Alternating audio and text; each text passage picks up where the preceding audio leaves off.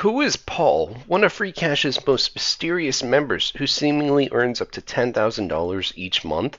Who is he and how does he do it? Unfortunately, Paul keeps his profile private, so we can't really get into a deep dive of which individual offers he's completing, but we do have a pretty good idea of how he does it all. If you look at the current daily and monthly leaderboards on Freecash, you'll notice that Paul has a relatively well-rounded number. He has $500 on today's daily and around $10,000 on the Freecash leaderboard, and there's a very good reason why that is. Rather than spending time completing offers or surveys, we believe that Paul uses the time wall offer wall.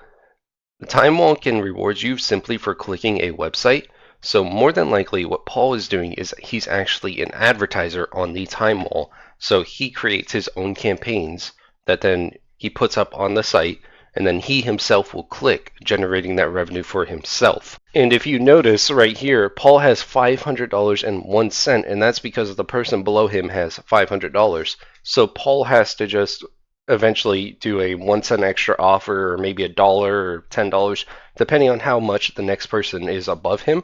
And so through that, he's able to use this campaign, and he can very easily kind of narrow down who can do it.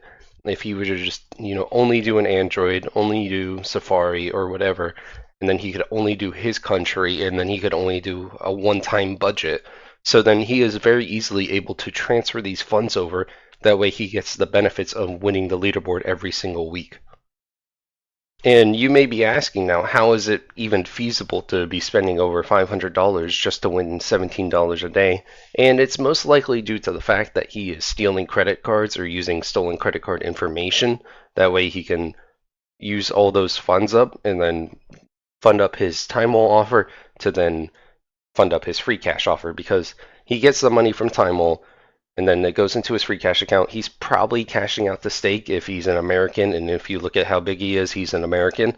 And so then he's getting that extra 30% that then comes back into his legally authorized crypto wallet, which then becomes clean money. So Paul makes around $10,000 a month through this transition of funds.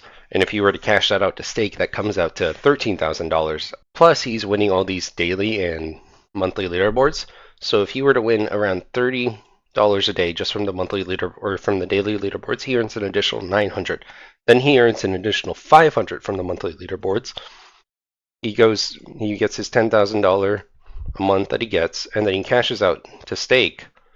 So then he gets around $14,000 or close to $15,000 each month just from doing what he's doing. So then he has to be spending less than $14,000 to do this. And if we look up stolen credit card information, according to comparatech.com, you can get stolen credit cards for 5 cents on the dollar, which means on average, Paul only has to spend around $4,000. So he can net profit around $10,000 each month using the stolen credit card information.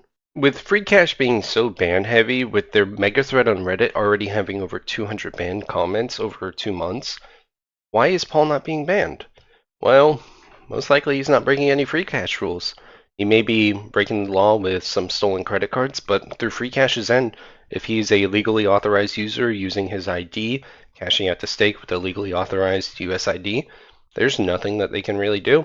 And if he's taking this money away to then put back into time wall, which then Freecash can skim a little bit off of, they're making money, he's making money, everybody's happy, so there's no reason for them to. Scroll down in the description of this video to look for the Discord link, and we can join the Fight Against Paul initiative. If you want exclusive perks that I post on my Patreon on that Discord, go to my Patreon link in there. I post all my guides early, and I give all the best deals out there firsthand there. So if you want to go ahead and support me for all the guides I make on this channel, go ahead and sign up there.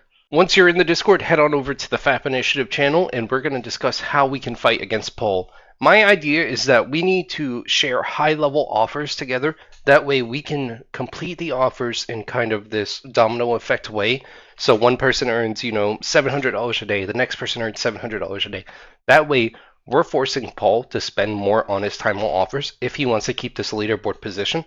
That way he starts losing money. And if we can win these bonuses away from him every day and hopefully every month, then he may just stop, and then actual people can come here and get these bonuses. For instance, one of the offers we could do is Palmon for $555. You have to upgrade your camp, which takes resources. I don't want to play the game really that much, But I'm on server 32, so if you're on server 32 as well, I'll farm resources, and then you can attack me and steal those resources so you can level up faster.